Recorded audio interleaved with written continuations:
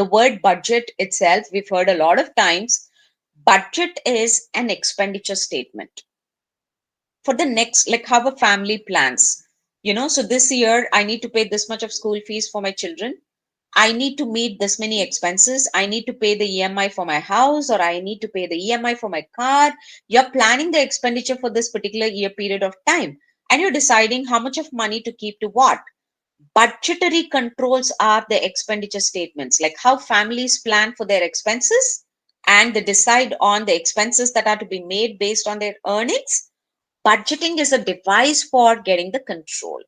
It is both the planning and the controlling technique, because these are the statements of anticipated results. Budgets are where you are predicting the future results. You are expecting that, okay, on my child's education, I'm spending X amount.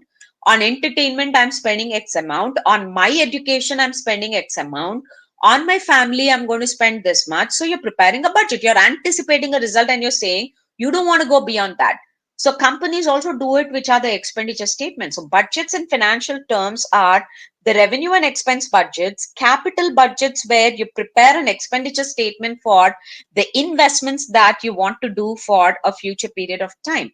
So budgets are the anticipated results where you want to create an expenditure statement for the company about how much of an expense you want to incur for a certain accounting period. Budget, remember, in general terms, is an annual expenditure statement. It is an annual expenditure statement which is prepared for a certain period of time, usually for 1 year. The word itself is saying annual expenditure statement. For 1 year, you're preparing.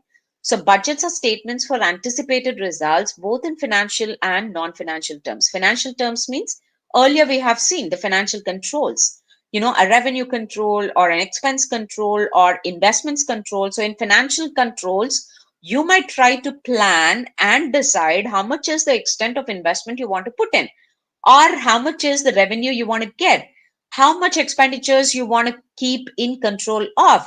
So budgets are statements of anticipated results in financial terms.